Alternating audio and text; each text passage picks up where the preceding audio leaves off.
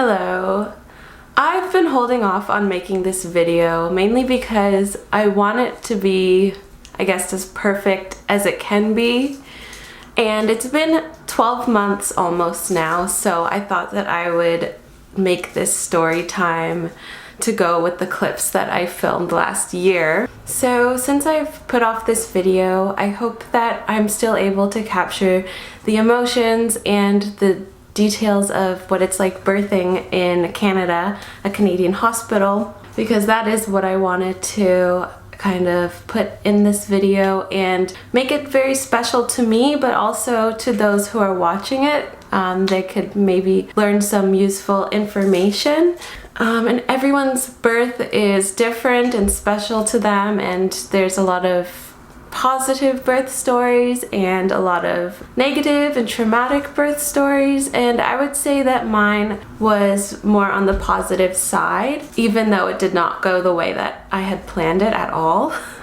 And I think that mainly that was because I started this course online made by the Positive Birth Company, and they have videos on their website telling you some amazing information about the truth and all the information that you need for preparing for birth, and it's all done in a, I guess, positive way, but you can check that out for yourself. I'm not like promoting it or anything.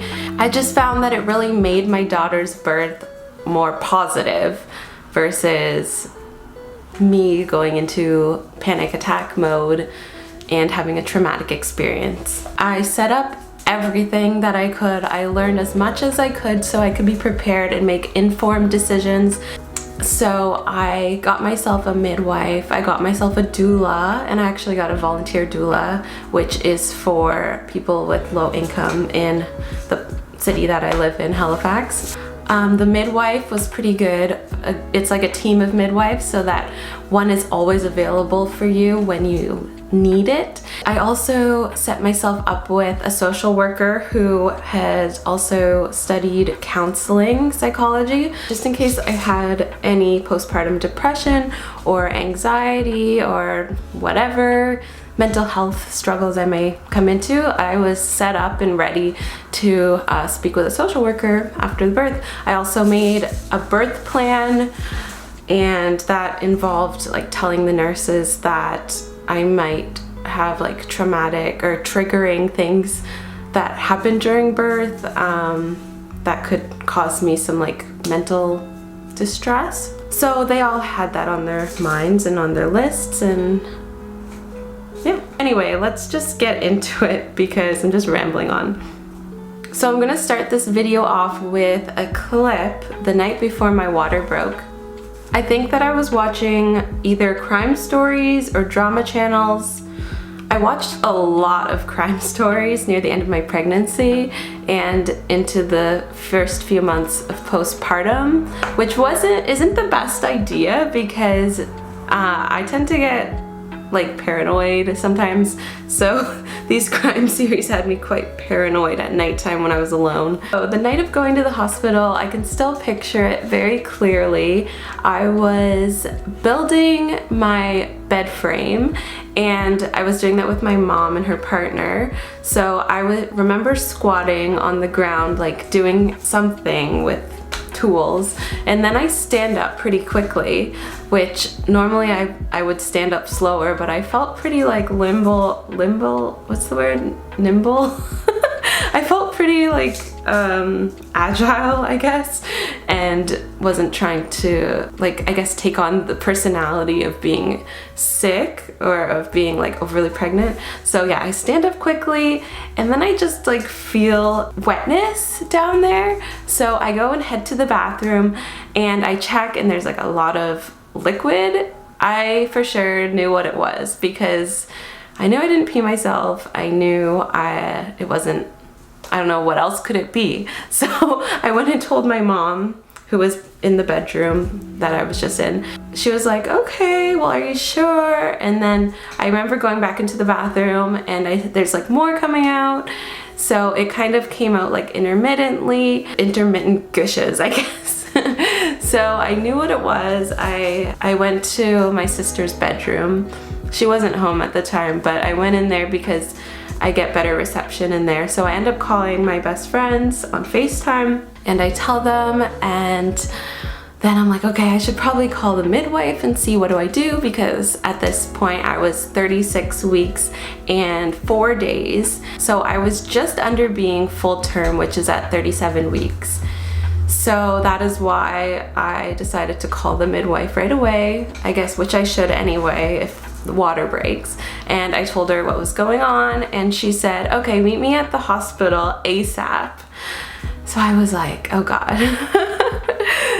And I was not prepared at all. I was still building my bed frame.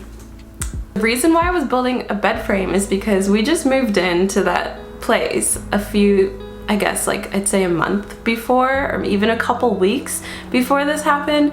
And I had my mattress on the floor and my room was not set up yet. But I did have a bassinet. At least the bed frame was being built and I had the mattress.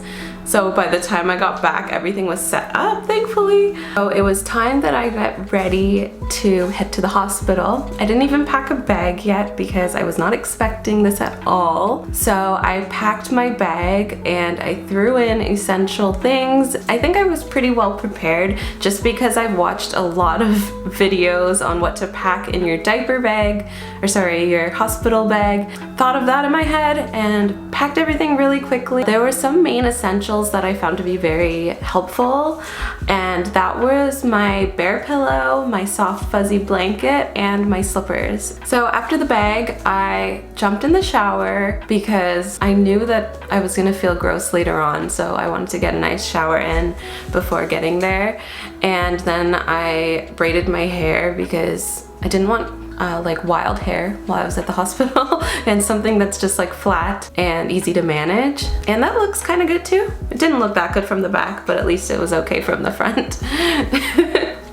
So my mom took me to the hospital. I texted some of my family members and my cousin and my dad and let them know what was going on. It was about, I think it was like 9 o'clock at night or 10 o'clock at night. It was dark outside. There wasn't a lot of people out, so the drive was okay, but it was cold. And we did stop at the gas station on our way to the hospital because I wanted some candies, thinking that during labor that I could like suck on some sugar and distract myself from the labor, but ended up that I didn't even eat them. I did end up craving some chocolate during labor. Fortunately enough, I had some Hershey Kisses in my bag left over from Christmas. Arriving at the health center, I got admitted to the early labor assessment unit, and I ended up staying there the entirety of my labor and awaited for surgery, which I didn't know. That was emergency surgery is what they call it. So in the beginning, I had period cramps. They weren't too bad and they were not very often, maybe every like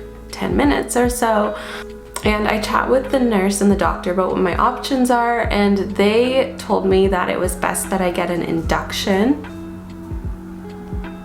And I did not want an induction at all. I was preparing for a natural birth. You know, I pictured I couldn't have a water birth, but that's what my dream birth would be, a water birth with the lights down low, like candlelight, nice smell, soft music, the whole thing. That's what I was hoping for. But from watching the videos from the Positive Birth Company, I was able to be prepared if things did not go my way. I felt strong inside and I wasn't going to be disappointed or upset over the things that I could not control. So the induction, they wanted to do an induction because I was less than 37 weeks, and it was pretty annoying because I was only 3 days away from being 37 weeks.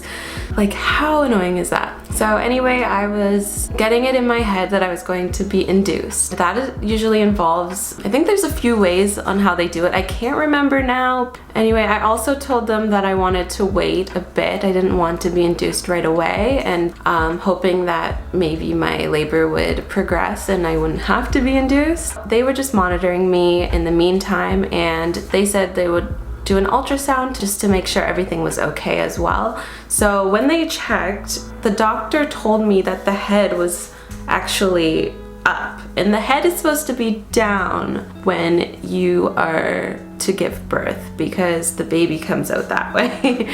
Right then and there, I had an assumption of what was going to happen. And really in this moment, it felt like a movie scene. Like it was very intense and there was very awkward silence going on in the room. I see the doctor look at the nurse, glance at the nurse, and glance back at me. I see the nurse do the same thing, and everyone's just like glancing back at each other. They were wearing masks, so I don't know what else their facial expression was. And then my mom looks very like concerned, and she's like, what is it? What is it? And I'm like, I know, I'm gonna have to have a C-section. The doctor and the nurse nod their heads. Now I had to prepare for that mentally.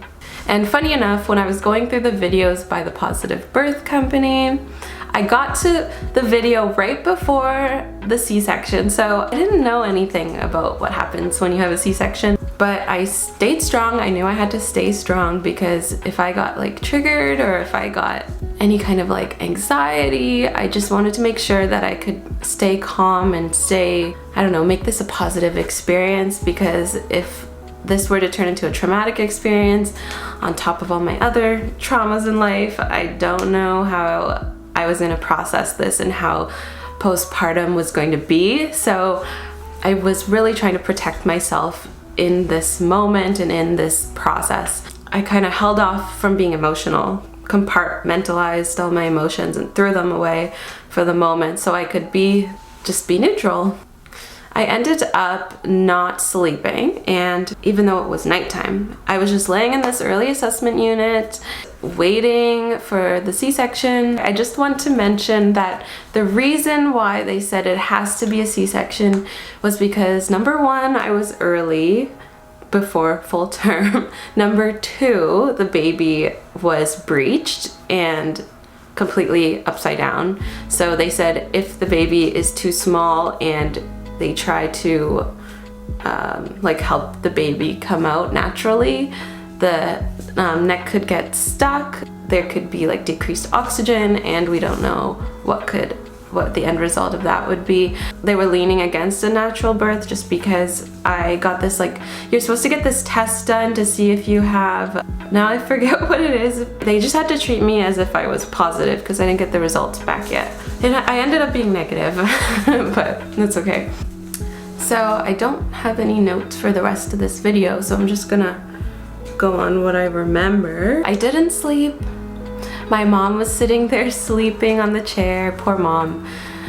And I was just like impatient, waiting, because they said I would get to the surgery room or the operation room in a couple of hours. They gave me a time, I think they said around 6 a.m. And so I was just laying in the bed, like on my phone, and then I started having more contractions, and they were getting pretty close. So they were getting to be like a minute apart or a minute and a half apart, and they were getting quite strong at that point. But I was able to do my breathing and able to manage it. So I was waiting and waiting and waiting. There were apparently 2 C-sections that had to be done before mine, but it was super annoying that I was having contractions and then I was going to have a C-section. So I started getting a bit irritated and annoyed at the contractions because I'm like, why can't they just give me pain meds or something? Because there's no point in my body even doing this since I'm going to be having a C-section. Annoying. I guess they couldn't, because then they had to get me other meds later on, and that would like mess up with the amounts and it could be harmful. They also said I couldn't eat or drink water. So I was like so thirsty. That was the biggest thing after giving birth. I was just extremely thirsty.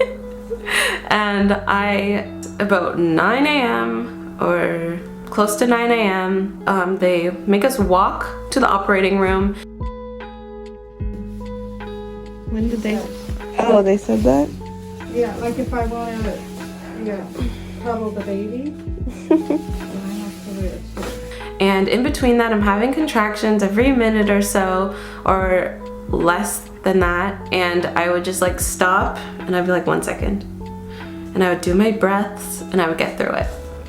And then I kept walking up. Finally, we make it there. Yeah, I was a bit frightened by the way the operating room was because it was just completely white. There were bright lights everywhere. Everyone was wearing masks and like a full outfit, I guess because of COVID, but I think they do that anyway in an operating room. I've never had a surgery before, so I just didn't know what to expect, but it definitely was like the movies where there's just like people running around, and it felt kind of scary, to be honest. I get on the table and I had to like sit at the edge of the bed and lean over, and then they put in the numbing medicine. At that part, I was getting a bit anxious, and I was like, how still? Am I being still enough? And that was just causing some anxieties. Plus, I didn't sleep all night either. It didn't really hurt. Apparently, it's supposed to hurt, but I wasn't really focusing on the pain. I was just focusing on being still because I was scared of what could happen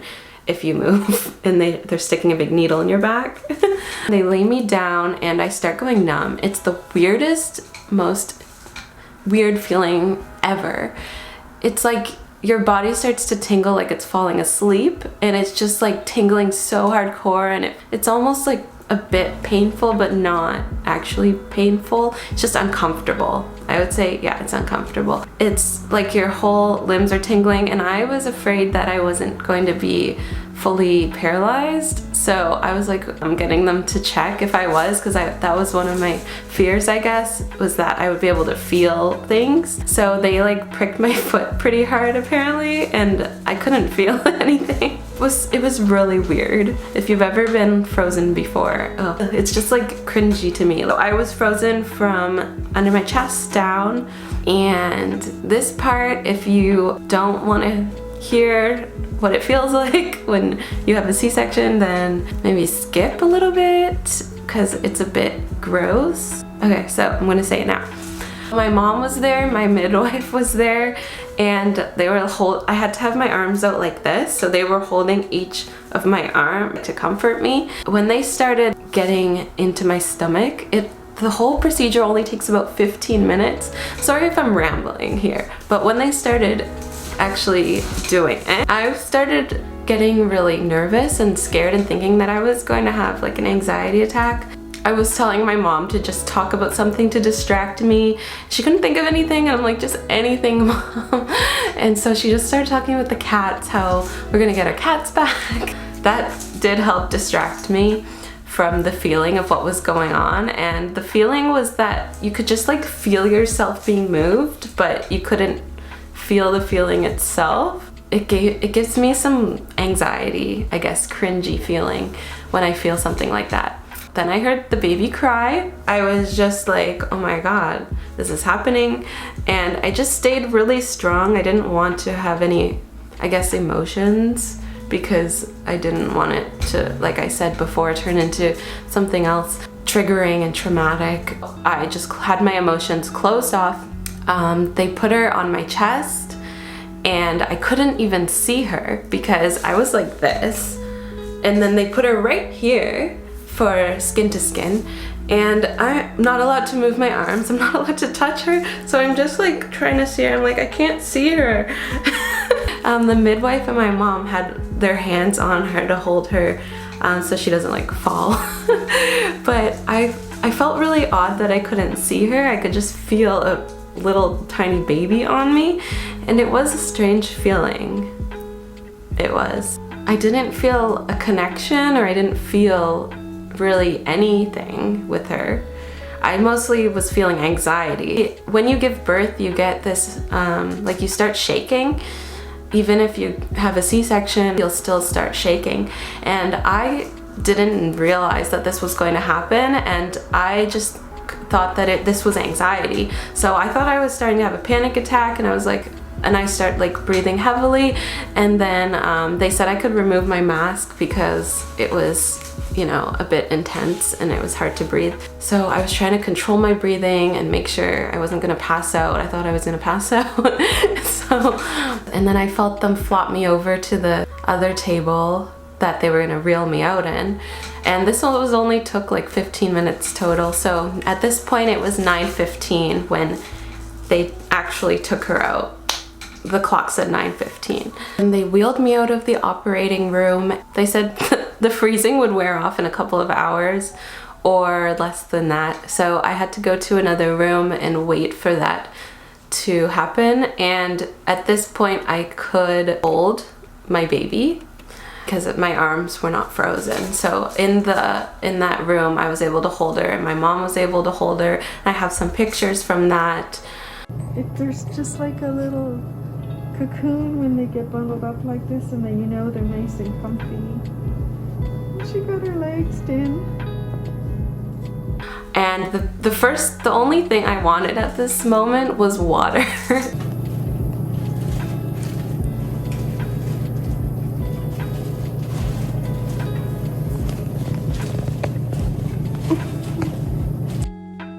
So my mom was passing me the water and I was laying down, so I had to like drink it out of a straw awkwardly. Still didn't feel that I bonded with my daughter yet. It feels weird. It's just like a baby is put on you. I was feeling all these other anxieties and not so much shock, but like, is this really happening? And this doesn't feel real. It feels like a dream. Once it started to wear off, I was like, I'm so hungry and I want to just eat something and I'm exhausted. So we go to I guess it's the birth room, and I get to stay in have my own room set up with my pillow and my blanket and just make it cozy for myself. And yeah, so I had to take pain medication every couple of hours. I'm so tired. It's 3 p.m. and my mom left and she'll come back soon. But this is my setup. I'm gonna sleep for 30 minutes. 30 minutes later, I'll wait for the nurse and then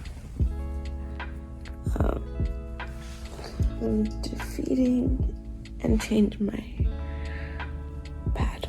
And I couldn't really move because when you have your C-section, you don't want to tear the stitches, and the incision is healing and there's all this stuff on it, and it's like really hard to get up and bend. They told me I had to lay down for quite a few hours. That was pretty annoying because I could not lift up my baby because I couldn't get up. So someone had to do it for me. And we tried breastfeeding and it didn't go very well. So I kept trying, it wasn't working. It was very, very frustrating. And there was actually a moment that it did kind of trigger me a little bit. In the beginning, you're supposed to hand express, I guess, just to like stimulate it, like the milk to come out. And so one of these nurses came in who I found to be a bit not personable and not warm, like kind of cold, just in a rush to hurry things. So she came over by my bed. She like put her hands on me and started doing it to me to like show me how to do it. She didn't even ask, she just came over and did it without my consent.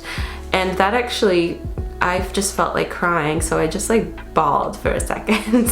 And then she stopped and she's like, well, you're gonna have to do something. And then she left. That wasn't a great experience. I didn't feel very, I guess, like a person at that point. I felt like a patient. You shouldn't do that.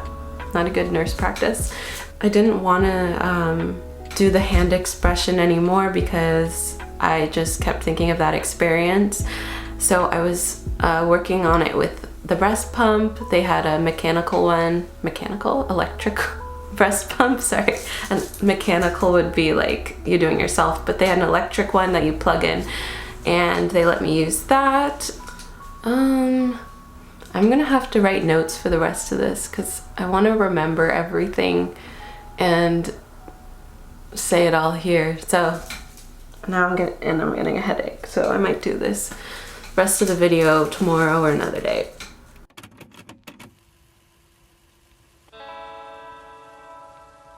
You're only over there so we can sleep.